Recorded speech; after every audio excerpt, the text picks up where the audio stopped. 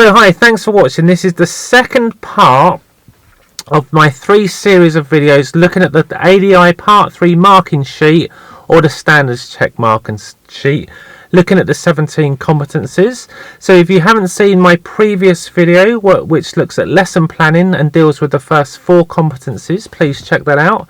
This second video in the series is looking at the risk management section, where we're going to cover the next 5 competencies, and then there'll be a third section after this looking at the rest of the competencies under the broad category of teaching strategies. So thanks for watching, and let's get straight into this video.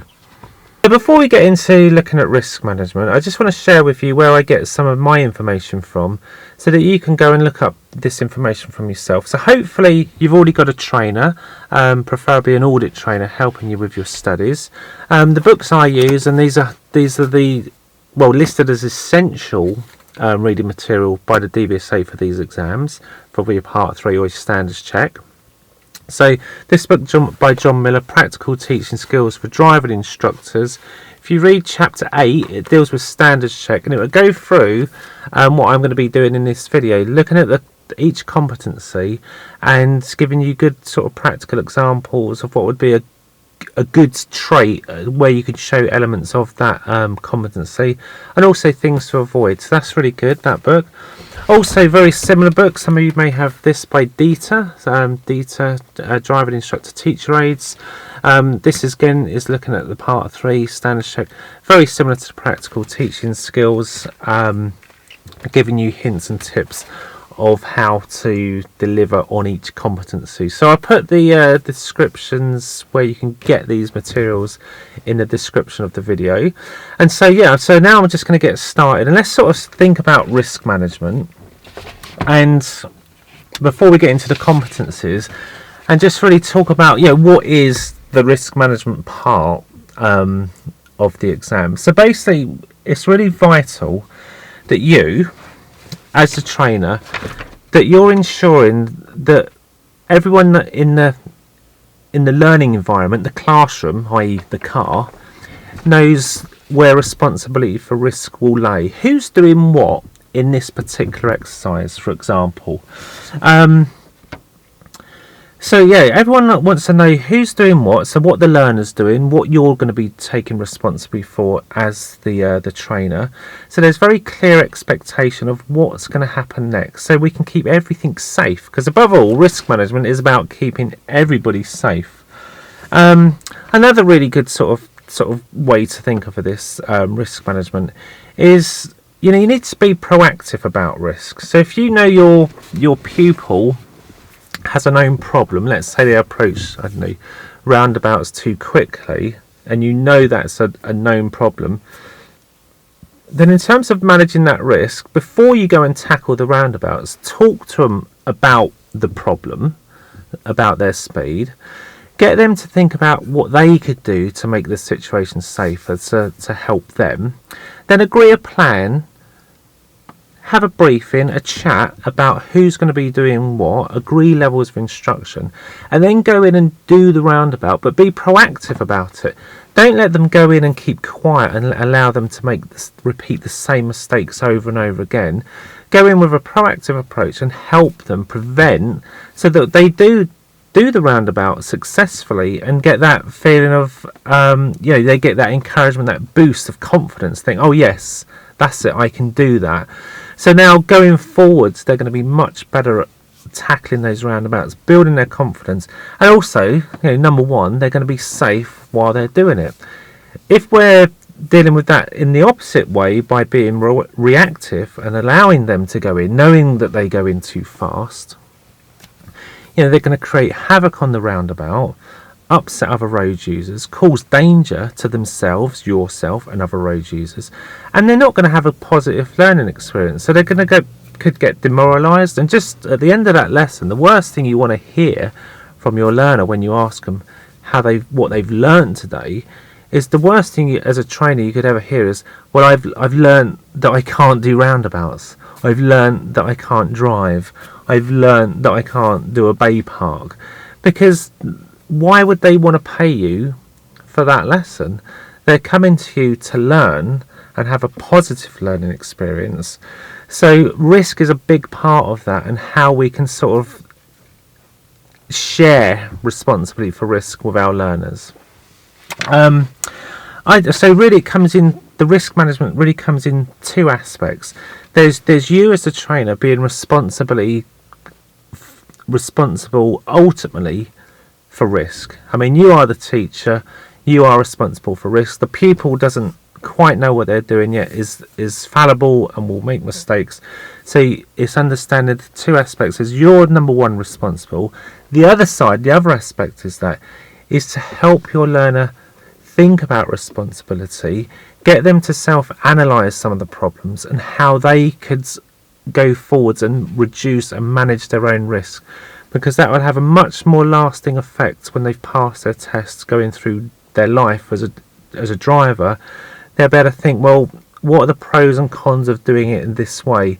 What did my instructor teach me? Because we want them to be self-analytical and think about the problems, so they can solve problems on their own when you're not there. So this will have a much more lasting effect. So there, just to sum up, the two aspects really of risk management is that you, number one, are responsible, but you're trying to impart that awareness and responsibility for risk over to your learners to develop them to become better drivers for life. So without further ado, let's get into each competency under risk management. So we're looking at risk management competency number 5. So let's read that out to you. Did the trainer ensure that the pupil fully understood how responsibility for risk would be shared? So let's explore that in more detail. So it's important that the trainer agrees and sort of shares the responsibility for risk to the learner. How much responsibility will the pupil how much responsibility will the pupil take for the next activity task that you've planned for them, and how much will the trainer take? So think of the ability of the pupil. So if there's someone like a beginner, early stages of learning to drive, then you'd expect that the trainer will take far more responsibility for risk than the learner. But you want to try and impart some of that responsibility over to the learner. So, but it has to be manageable. They have to think, well, what can they do at this early stage of their driving? So, let's say a first lesson with a pupil, let's say they're very early stages, and they're driving in a manual car. They're a little bit nervous about it, and there's so much going on. They've got to think about how they're working the clutch, which is alien to them, getting the biting point, using the gas, using the brakes, checking the mirrors, signalling, steering. All of these things, if you just gave them one of those things, they just might find that enough to take on board. So for example, if you had a learner that just couldn't steer, you're going around a nursery route and they're trying to do all the things and you're talking them through and helping them, and they just can't steer. So let's take responsibility away from them. We could help them as the trainer. We could say, well, let's take away responsibility for using the clutch and the brakes and all the other things, and just leave them with steering. Explain steering and say, look, I'll help you with the steering. So you could talk them through the steering and just let them build confidence whilst you enable them to do that by taking more responsibility, taking more control of the car to allow them to just steer. So imagine they've gone round the block a few times and now they can just steer, and you're helping them, saying, come on, put your left hand to the top of the wheel, pull down and push up, and you're really talking them through and helping them. And they've gone around a couple of times and now they're feeling much more confident with steering, and they think, yeah, no, I'm kind of getting used to that, building muscle memory, etc. So then you might say to them, well, now how would you like responsibility for using the brakes as well? So now you can be responsible for pressing the brakes. Have a go at how that feels, and incrementally build up and hand responsibility over to them. So after a few goes, they could be doing the brakes, the clutch, the gears, the mirrors, the signalling and the steering all together. So just think about it like that. If you've got a pupil that's struggling, rather than sort of throw them in the deep end and ask them to manage all the things and juggle all the balls or keep all the plates spinning all at one time, just take things away from them. You take more responsibility, allow them, facilitate learning to take place on the thing that they would benefit from, and then gradually you can pass responsibility for risk over. That would be a good example of someone in early stages, like a full license holder or someone near at test standard. Obviously in this situation, the trainer is going to give far more responsibility for risk over to the learner. Okay, so we could say things like, okay, you'll be responsible for driving the vehicle today to the best of your ability, taking in account of all speed limits, rules, signs, all that kind of stuff. So you're giving them responsibility, but there's always a what if something happens today that you've not come across, how are we going to manage that? And agree that you can step in and help. If they were not dealing with a situation safely and in good time, you could agree that you would come in and help them. Or if they were stuck and asked, I'm not sure about this, can you help me? Then of course we would come in. So we're just agreeing responsibility for who's doing what. We have to be very careful with the trained pupil, someone at near test standard, that we're not over instructing them, we're not telling them what to do, telling them things that they should already know how to do, because that would just be like teach them how to suck eggs. So we need to agree what they know, what they don't know, what their development areas are, and focus on those, and agree a level of instruction, a plan that would fulfill those needs. So we're not over instructing them, but we're not under instructing them, so we are available and helping them, and we've agreed to do this when they need it. In the lesson, you need some kind of opening statement based on the ability of your pupil. Try not to make it sound scripted. Be natural when you're delivering these statements. So talk to them about who's going to do what they will be responsible for, what you will be responsible for, and have some kind of contingency. So if they need help, that they can get that and you will step in. And always think about the what ifs. What if they're not dealing with a situation in good time? Then you of course will jump in effectively with intervention verbally first, i.e. tell them to slow down, steer more to the left, and if there's no time to do that, then of course you could intervene physically using your dual controls, or if it's a steering issue that you actually physically go in and take the steering wheel. You just need to state that at the beginning of the lesson and agree with them that that's okay. Because if you're driving, if the pupil's driving and you just lunge in and take the wheel and they're like, whoa, what's going on? You kind of need to get agreement before that lesson can take place to make sure, so you can keep everything safe, and that they're not going to sort of feel undermined, and that they've just agreed that you could, for safety reasons, jump in. That's really important. You get that agreement with them. So there will be an opening statement at the start. Then as you go through the lesson, it's just not enough to do that opening statement and think, right, responsibility for the risk has been shared, because for each task, each activity you do, you're going to have to adapt and change the plan and agree new responsibilities. It might be that you're passing more responsibility onto your learner, so they're going to do more and take more ownership of that task, and you're just agreeing that. If they're struggling, then you might agree to take some tasks off them, so to facilitate them to get better at the thing that they're trying to do. So risk will kind of shift. Responsibility for who's doing what will obviously change. It's dynamic throughout the lesson, and you're just agreeing step by step who's doing what when we do this next new thing. So for example, I don't know, if it was they've just done a manoeuvre, a bay park, and they've not done so well, so you've had a little chat and discussed about it, and the pupils agreed, to to do better at that, I needed to use my reference point that I already know about. I just forgot. So then you could agree, okay, so next time if you could do that, are you happy to be responsible? Can you remember to do that? And they go, yeah, no, if I do that, it'll be fine. And you're happy with your observations? Yeah, I'll be responsible for looking all round. So it'd be, okay, well, let's just have another go. The trainer will watch and observe, only jumping in if there was a safety issue, and just let them get on with it. Keep quiet, let them do it. Unless, of course, they ask for help. So you could agree with that.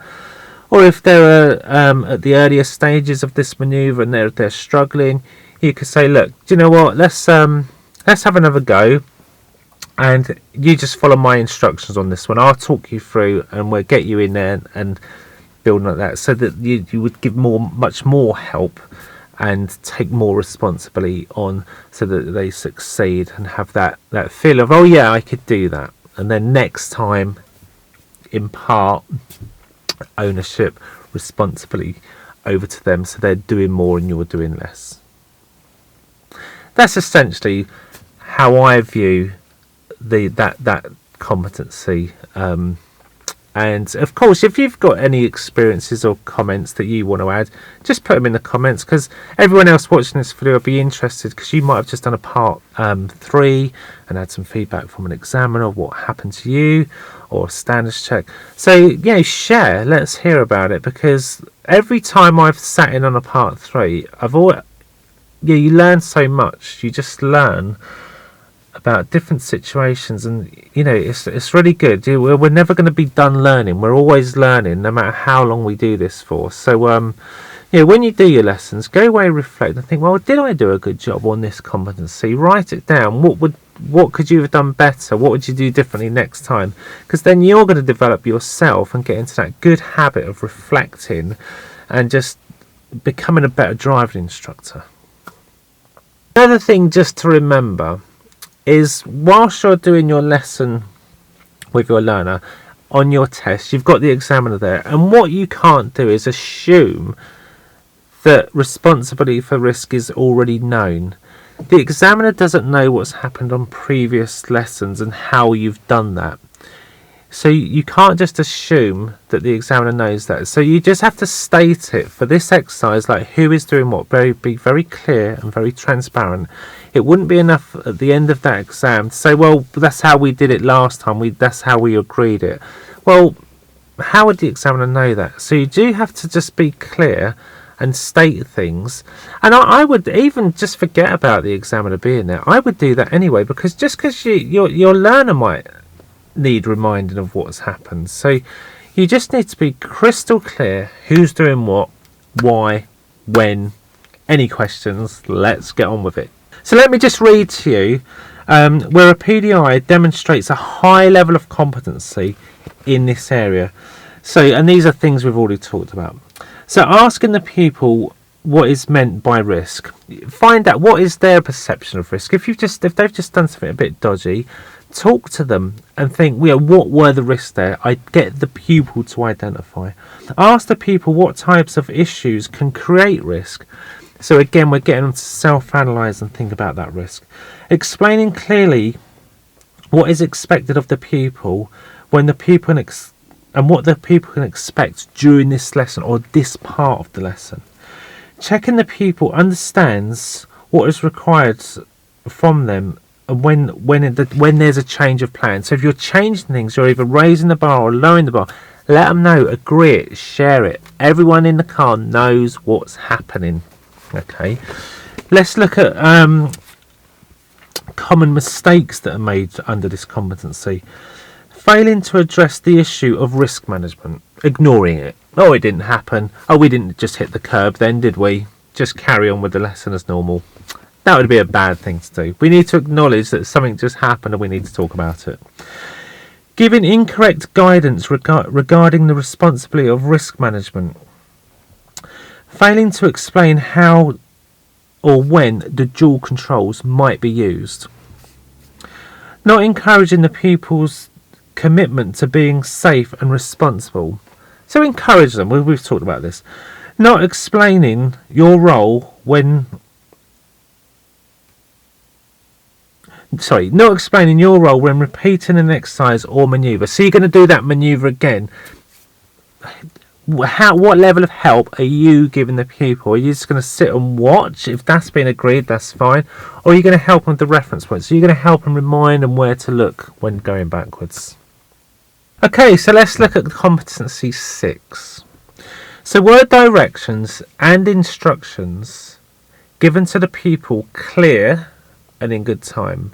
So let's break that down. Were directions and instructions. So that's often people say, well, I thought my directions were very clear and in good time, but I've got a 1 for this in this section. Well, what about the instructions? Were they clear and in good time as well? So if you're helping someone come up to a roundabout, yeah, you might have told them that, okay, at the roundabout, I'd like you to turn left. That's a good direction, clear and in good time. But if you've agreed to give them a talk through and give them instructions, practical instructions to help them do that, and they've been late or missing or incorrect, then you won't get a good score in that. So for that example, if we've agreed to help our people with turning left at a roundabout, for example, using the MSPSL routine, and we're going to give them instructions on how to do that. So yes, our direction will follow the ADI method: alert, direct, identify. But then we're going to give them a talk through. So for example, a full talk through. Okay, Howard, at the roundabout, I'd like you to turn left. There's the direction. Now we're getting a little bit closer. Okay, Howard, if you can check your centre and left mirror for me, thank you, and pop the left signal on now. Position over to the left into the left-hand lane, bring in the brakes, keep braking, pop the clutch down, look, assess, decide, select second gear, off the brakes, clutch up, and in we go. Into the new road, check centre mirror, right mirror, cancel that signal, and if safe, make progress. So there's the full instruction using MSPSL for that roundabout, if they need that. Okay, so that's how it would sound. If you've just agreed to help them with just the gear part of that, then just give them the direction, let them get on with their mirror, signal, position, speed, and then you could say, well, this is where your clutch needs to go down. If you select second or third gear, whatever gear it is, because you're helping them with that, help them with the gear, give them the instruction clear and in good time. Because I've sat in on part 3s where just that thing's going on, that's been agreed because they're struggling to get the gear in time. So what's happening, they're going into the roundabout and they're trying to steer on the roundabout and change gear at the same time. And of course they're going out of their lane because they're not in control of the car. They're not steering because they're trying to do it with one hand. So the instructors recognised that and thought, right, okay, if we can just get the gear done in good time, then that'll leave you with both hands to steer and go around the roundabout, problem solved. But then when they've come to do it, the instruction was agreed that the instructor would tell them when to change gear. But then the instructors come late, so they're into the roundabout, oh, second gear now, and then the same mistake is happening. So that instruction is clearly being delivered too late, causing risk. So you can see why this, where directions and instructions given clearly and in good time, would fall under risk management. Because if we're not doing that, if the pupil doesn't know where they're going, or what they've got to do to change gear and steer and all that kind of thing in good time, they are not going to be safe. So you're not keeping that lesson safe. So that's why it falls in risk, and that's what you need to be mindful of. Practice your directions being clear and in good time. Think about those identifiers. So if they're a little bit complicated or the junction's hidden, be very clear where they're going, but really focus on the instructions as well. Do what you say you're going to do, and do it clearly and in good time. Okay, hope that helps with that competency. Let's just go through some of the do's and don'ts. So let's have a look on the list here. So the PDI demonstrates a high level of competency in all elements of this section by giving directions at a suitable time so that people can respond, like what we just said. Be given clear concise directions and instructions. Common mistakes: giving confused directions, giving the pupil late directions, giving unnecessary directions or instructions. Unnecessary. Think about that. If they're very good at their mirrors and signal, and you're saying, right, check your mirrors, puppies, and they've shown competency at doing that, then it's just unnecessary. It's over instruction, isn't it? So not recognising that your pupil is confused or overloaded. Very important. If they're, you're doing a briefing or explaining something to them, and they're just looking like, I don't know, question it. Ask them, do they understand what's being said? So look for the confused face, look for the body language, look for the pupil that's overloaded, that's stressed on the roundabout, that can't do all those jobs at all that time. And then you can think, right, they need more help in good time. So think about those things. Let's move on to the next competency. Okay, so let's look at competency number 7. Was the trainer aware of the surroundings and the pupil's actions? So again, that's 2 parts, isn't it? Were you as the trainer aware of your surroundings? What's happening in front of the car, side of the car, rear of the car, all round, what's happening outside the car, basically. And then were you aware of your pupils' actions? Are you aware of what's happening next to you in the car? Their facial expressions, their body language, for example. So there's a lot to be aware of, isn't there? So how are you going to do that? You're going to watch your learner at the times you need to be watching them. So your trainer will go through this with you, and there are times when you just need to watch that learner, watch their eyes, watch their hands, watch their feet. So for example, I used going into a roundabout. You've delivered the instruction. When you do that, look at them. Then watch what they do after. Think, what are their eyes doing? Have they checked the mirrors? Where are their hands going? Are they going for those signals? What are their feet doing? Do they look like they're going to be slowing down? What are they doing? Be aware of that. You also need to be aware of what's happening in front, the rear. So check, make sure you've got your little your mirror lined up. I know this sounds obvious, but just be aware if there was a vehicle coming in very close behind on approach to this roundabout, and they've got issue with braking and like stopping suddenly, talk about the risk that's coming in from behind. Say, okay, to check your mirror, so what's happening behind? Oh yeah, there's a white van very close behind. So yeah, we need to think about that, and let's start to get these brakes in earlier. That would be timely instruction based on that risk. So show you're aware. Look at your pupil. Are they looking confused? What's the body language? Do they understand what's happening? Yeah. So pick up on those things and address them. Know your route. Okay. Sounds silly, but really know your route, because often instructors get into situations, and they might be doing pedestrian crossings, for example, and they've kind of just driven past one and not really themselves as the trainer mentioned it. And you think, well, why didn't you do that? Well, I didn't really know the route. Well, you need to know the route.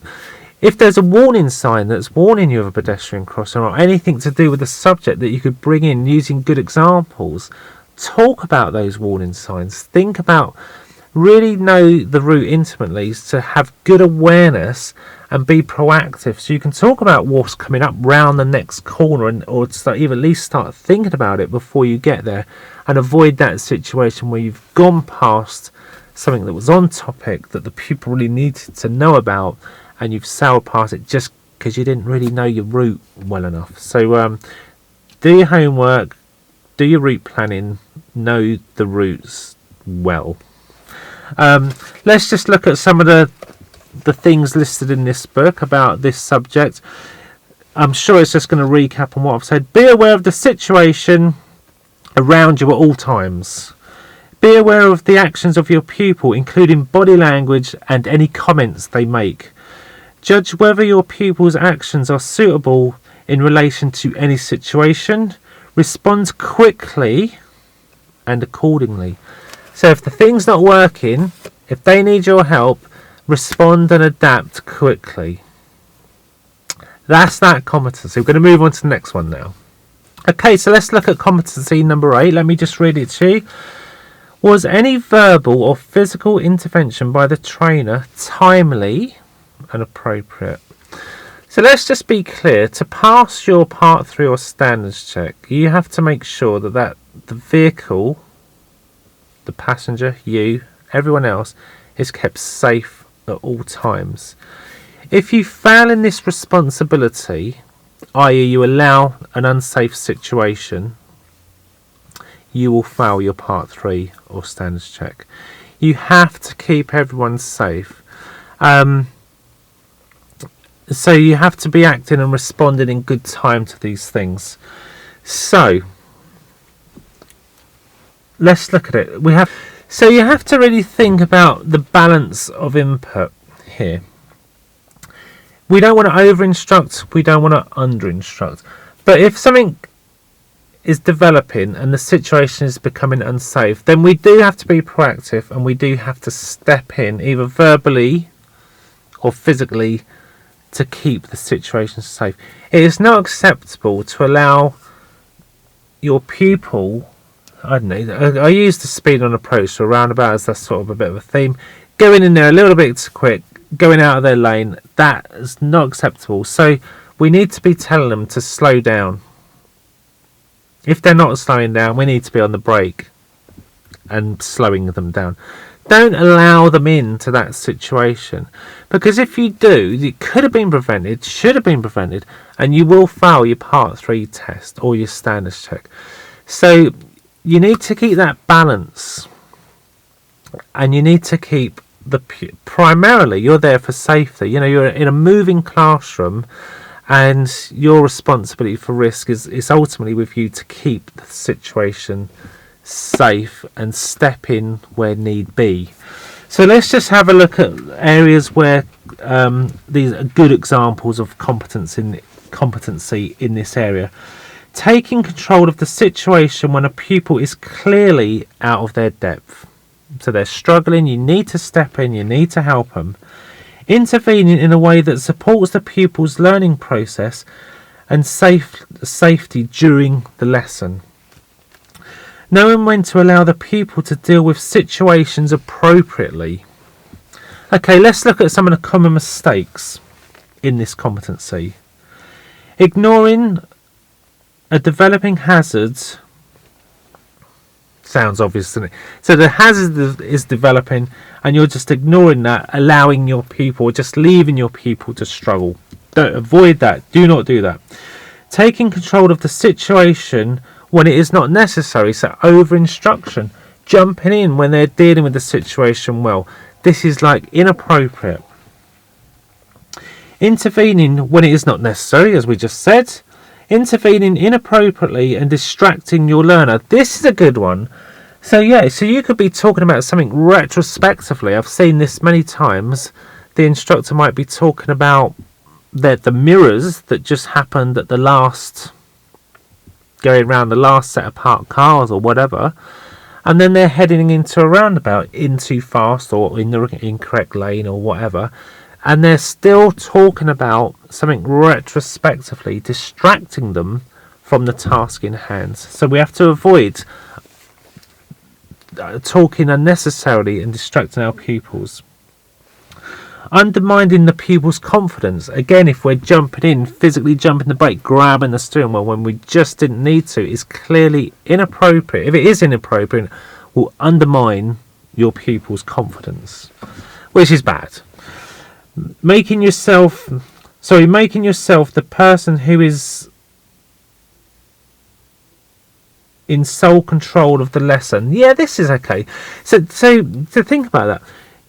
You as the instructor, yeah, you're ultimately responsible, but you've got to be sharing and looking to share responsibility for risk with that pupil. So if you put yourself solely as the person responsible for risk, we've got to think about how we can share that. So I don't know, let's say they've just had a curb strike and the instructor's blaming themselves for this curb strike. Well, no, Who steered into the curb? They did. So there has to be some accountability for them. So again, it's like sharing that responsibility, talking about it. Well, how did it happen? Where were you looking at the time? What were you thinking? Trying to understand why they might have been distracted or took their eyes off the road or what was going on. But we don't want to just say, oh, you just did that wrong. Sorry, that was my fault. Well, they are driving, they are responsible, and they've got to take some responsibility in what just happened, and more importantly, think about what they did, what the risks are, and what they would do differently next time to avoid that. Okay, let's move on to the next competency. Okay, so competency number 9 was sufficient feedback given to help the pupil understand any potentially safety critical incidents. Okay, so we need to give feedback, sufficient feedback in good time about any potential or actual safety critical incidents. Now, the word here, it says potentially here, doesn't it? The idea is you're trying to prevent actual danger. For example, extreme example, they're about to drive down a no entry. You wouldn't let them do that, would you? You wouldn't talk about it after they've just done it. That would be like, that's a bad day at the office if you are. So it potentially safety critical. You would have prevented it from happening, and then you need to give sufficient feedback because it was potentially critical. Now, wouldn't it be nice if we could always stop these potential dangers? I know that we've all been in these situations where you just couldn't have prevented it, where they've braked hard when they just didn't need to, when there was something behind, something you just couldn't have done anything about. So we're always trying to prevent. Prevention's better than the cure, isn't it? So if there's something potentially dangerous, we need to go and give them feedback in a timely way. If actual danger occurs, then of course same thing applies. We need to give them feedback timely. So let's think about it's just happened.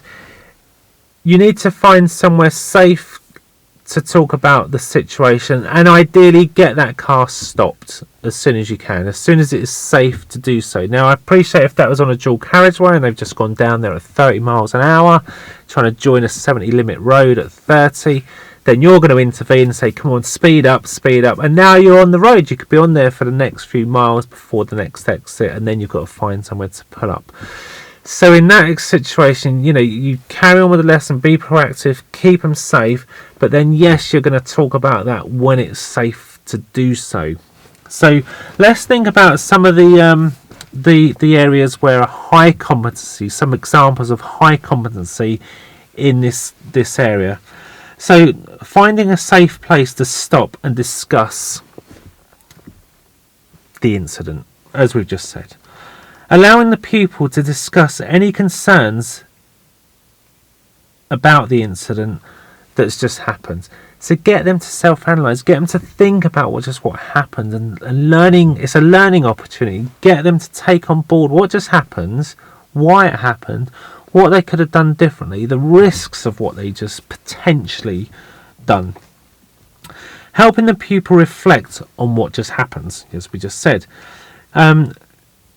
Clarifying aspects of the incidents that the pupil may not have understood. So clarify things that they didn't quite understand. Providing guidance when the pupil does not understand what they should have done differently. So they might think that it might be an attitude thing. They might think that was totally acceptable to drive that closely to the car in front because that's what they've seen their parents and other people do, and we need to engage with them and think about, well, what are the risks of doing that, and re-educate them, change their perception, their mindset, their attitude towards that risk. Checking that the pupil feels able to put the strategy into place. Have they got the tools? Have they got the skills, the knowledge to be able to do that? The 2-second rule, for example. Discussing ways to help the learner deal with the same situation if it were to reoccur. Let's look at mistakes that are made in this area. Forgetting to discuss the incident. Yeah, that'd be awful, wouldn't it? Can you imagine? They've just driven down the slip road at 30 miles an hour. All the lorries are hooting and bibbing and moving over, and we've nearly caused a pile up, and just failing to even mention it. Talking too long to address any issue regarding the incident. Sorry, not talking, taking too long. So yeah, it needs to be timely. You can't just sort of say, after 40 minutes later at the end in the car park at the test centre, oh, remember that thing right at the start? Yeah, we should have talked about that. That's too late, because learning needs to take place on this lesson. We would have needed to adapt the lesson. So feedback timely. And if whatever the situation is has just happened, we need to think, right, early doors, let's look at that, analyse it, think of a solution, let's go practice and do that again if they're up to it. If they're shaken up by the incident, and it's because it's just out of their depth, then we adapt the plan and we don't repeat that thing again. We don't push them back into the deep end if it's just too much. But if it's something we can manage the risk and help them do safely, then we're going to do that. So that now concludes the risk management section, the second video in this series. The next series I'm going to do will address the next competencies. So the next video will be on teaching and learning strategies and the remaining competencies that we need to cover. So thanks for watching this video. If you've got any comments about any of the competencies, you might have had experience, whether you've done a part 3 already or you've done a standards check, and you want to share about what your pupils did or what the examiner said or what you feel you could have done differently and you want help, just leave your comments, because there's people watching this just like you who would like help. Because let's face it, this part 3 is not easy. It's difficult because you're managing all these different tasks, these 17 competencies over the lesson in just a 1 hour period. And it's a lot to think about, and it will take a lot of practice and some experience to help you get to that standard that you want to get to. So thanks for watching, and I'll see you in the next video. Okay, we're on competency number 9. Thank God, we're nearly there. It's competency. So let's look at competency number 9. Let's have a look. What's the food? Let's look at competency. Can I start that again? Just start that again.